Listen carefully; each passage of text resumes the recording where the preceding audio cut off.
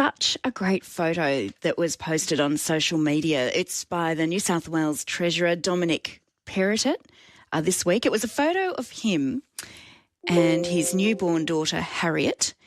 So there's Dominic, the Treasurer, holding Harriet, just newborn Harriet, in his arms. And just behind him, looking over his shoulder, is his son, I think his name is William, about 2 years old, and just crying his eyes out, just thinking, no, life's never going to be the same.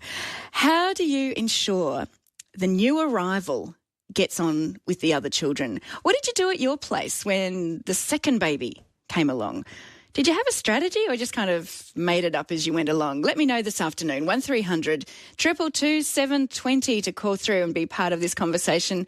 And the text is 0437 922 720. Because if we share things like this, we can learn a bit from each other and maybe take a little bit from here and there and apply it at home and see if it works at your place. In the studio and here to take your calls. So if you've got a trouble, maybe it's not related to this, maybe it's not sort of the siblings warring with each other, maybe it's something completely different. Claire's in the studio and happy to take your call. 1300 222 720. Claire Orange, hello. Afternoon, Belinda. How's it going? Good, very good. Didn't you love this photo? Oh, it's just a classic.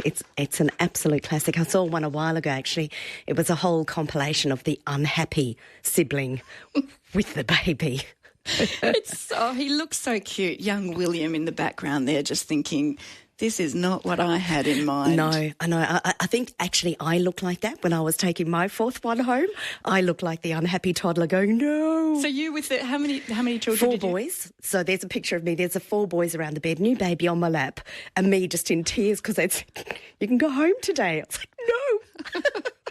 Do I have to? Do I have to take them all? I still remember, and it wouldn't have been long after my second child came home, and I was sitting in his room, breastfeeding him, and my daughter came to the door and just stood there because it was her bath time, and she knew the routine, but that routine, that had gone out the window by this stage. So she stands in the door and she just looked at me and just tears rolling down, and she said, do you remember when we didn't have William?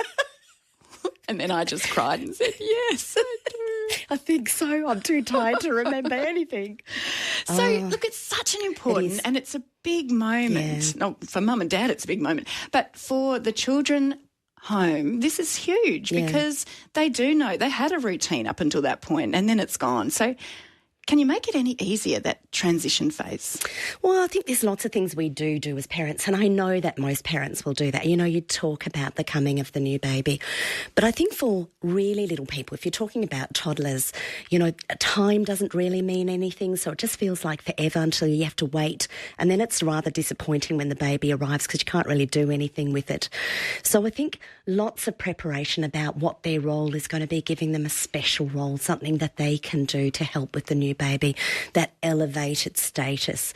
I know one of the things that I did when my boys had new babies coming home was I'd have a little busy box for the boys, and there'd be several choices, and they were only allowed to play with the busy box while I was feeding the baby or changing the baby, and then the busy box would go away. So it might have sparkly Play-Doh. We also had a really cute little train track and they could put it all together and play with the train.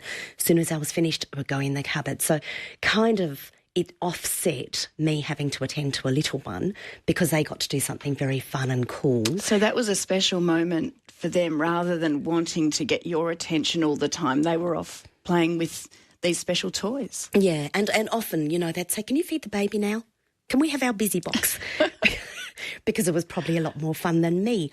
But, you know, those sorts of things where you make a space for that child. And I think, you know, one of the other considerations, I was talking to a mum last night at a parent workshop, and she was talking about a child who, you know, gets into the car and the baby's squalling and then the little one wants to tell about school, but, you know, it's difficult. And finding ways to help children manage those situations where they just have to wait for the attention of mum or dad, that's important. And do you really need to make time for that. So at a certain period during the day, you do make that one-on-one time with that older child. Yeah, and you know, it's a thing throughout parenting, is that one-on-one time when you've got more than one child it's beautiful and enriching for both of you. So setting aside that time that you do something. So if you've got an older child doing something really special, so they might get to stay up and watch a 20-minute show with you when the baby's gone to bed, and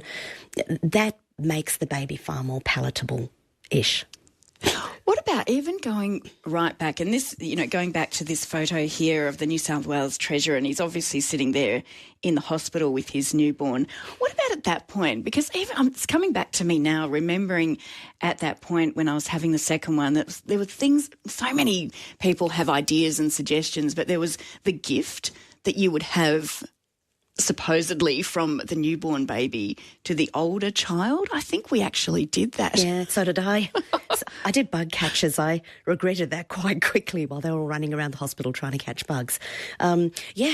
Those sorts of things where the baby gives a gift and the child gives a gift and plans the gift for the baby as well. I think those sorts of things. And also I used to take, and, you know, rightly or wrongly so, but because they were so little, when there were lots of gifts coming in for a baby, that they had a lucky dip as well. And it might just be a high bouncing ball or a whistle that they could take home and blow in Dad's ear. Something that they could get out of the lucky dip while all of those presents. It's really tough for our toddlers. Really tough. ABC Radio Perth, it's 3:45 and parenting expert Claire Orange in the studio for you this afternoon. We're really having a talk so far just about the introduction of a new baby into the family when you've already got one, two, maybe more children at home, and what's the best way to transition and introduce that new baby into the family. If you've got some great tips about that, thinking back to when that was your situation, let me know this afternoon on 1300 222 720. Although Claire's in the studio and happy to answer any of the challenges that you might be going through at the moment. So the number to call is this. Be part of the conversation. Call 1300 222 720. Claire, these days, and looking around at my circle of friends, some of them have got children that are much older. Yes. You know, there might be 10 years, maybe more of a gap. Now, what does that present to you when there is a new baby coming into the family? I think it's, in many ways, it's probably easier for the older child to cope, probably much more difficult because you're parenting across so many stages. You've got a little baby and then you've got an older child, so difficult for a parent. But for the older child, they've already learned to emotionally accommodate things that they don't like in life, like having to sit next to someone at school they don't like. So having a baby at home that they don't like very much, they already have a lot of skills on board to deal with that. And of course, they've got lots more language and lots more life experience that you can draw on, and they have that ability to wait for the baby to get fun. 1300 222 720. Hi, Lynn. Hi. My oldest daughter was 4 when her sister arrived on the scene.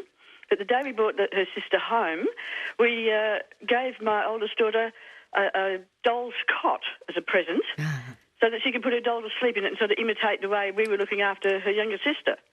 Yeah, that's fantastic, Lynn. And I think some of that modelling, because they do want to be little mums, and sometimes, whether it's a girl or a boy sibling, older sibling, being able to nurse something and love something, because if you're trying to do that with the baby and they're trying to do that as well, it can get confusing. That's a lovely thing to do. Thanks for that, Lynn. Hi, Claire. Oh, hi, how you going? Yeah, great. Good. Look, it's a little anecdote. When my mum brought home my baby sister, she was number 3, my brother, who was next one down, number 2, wanted to chop her head off. So things are going really well. Yeah, you're going really well. Can you please take it back to the hospital and chop its head off? And my mum has already got 2, and she said, that would be really sad because, she wouldn't be able to talk to you and play with you. And, she sort of went through this whole sort of, she'll be okay sort of stuff. But there was a moment there when we thought, oh, dear, Just put away all sharp implements. Yeah, I had a friend, Claire, who took a baby home and the sibling cut the baby finger off with a pair of Crayola safety scissors. So my God. at least that wasn't in acted, whereas in this case it was. They had to sew that little finger back on again. Oh, dear. Oh, Claire, thank you for calling through. That's a great story. I hope the relationship improved from that point. Hi, Sue. Yes, I'm much older than these young ladies talking, but I was in the age with nappy pins and, washed nappies. Mm-hmm. And I used to sit number one boy down and say, oh, would you please hold the pins for Mummy? It's a very important job. And could you, because we used to talc them in those days too, or else we creamed them, but whatever it was, would you please hold this for Mummy till she's ready? Because that's a very important job, because I can't do all this without your help. And then when it was feed time, I'd settle him right down right next to us on a kindy chair, and he'd either have a little bowl of very thin apple slithers that would take him forever to get through them all, or a little box of the sultanas, which he loved, and that made sure that there were plenty of them in there so that he had such a long time of eating when the baby was being fed. So we got through it that way. Oh, well done, Sue. That's lovely, Sue. And I think, that being able to distract and include is just so important. Making a child feel important when a baby arrives is a really lovely thing to do. Hi, Asha. Oh, hi, how are you? When my third one was born, I had my two older girls at the birth, so they were massaging my back, and so once the little one came, they were completely protective over her, and there was nothing about fitting in. They owned her, if that makes sense. Yeah, well, they were part of that birth experience. And I think for some children who even aren't part of that birth experience, they just love and absorb that little baby into their life straight away. There's nothing that they want more than having that little baby as part of their lives. And that's wonderful. And it does happen in lots of cases. Kim, what's been your experience? I've had 4 children under 6. I'm now 60. But I totally disagree with your guest at the moment. We don't need any special expert to tell us how to raise our children. That's something that happens naturally. So now we've got another expert to say, what do you do with multiple children? Come on, guys. It's all about just accepting what you've got, making the mistakes that you may or may not make, and building up an absolutely lovely family, and which I have done. I didn't need an expert on radio to tell me this. Good on you, Kim. You got it all sorted, and it was just smooth sailing. And some families are like that, but others have a few more challenges along the way. I also think that it's not really about telling people. You've got 4 children, you raise them in your own beautiful way, and you've got lovely adults, and that's fantastic. And I'm sure that people in your tribe said, have you tried this to settle a baby? Or maybe if you try this food first, it would help them. It's not really about telling you what to do. It's about providing you with other choices, I suppose, and that's what we do as a community of parents, is support each other, not tell each other how to do it. So it's wonderful that you've had a great experience with your kids, and we wish everyone was that lucky.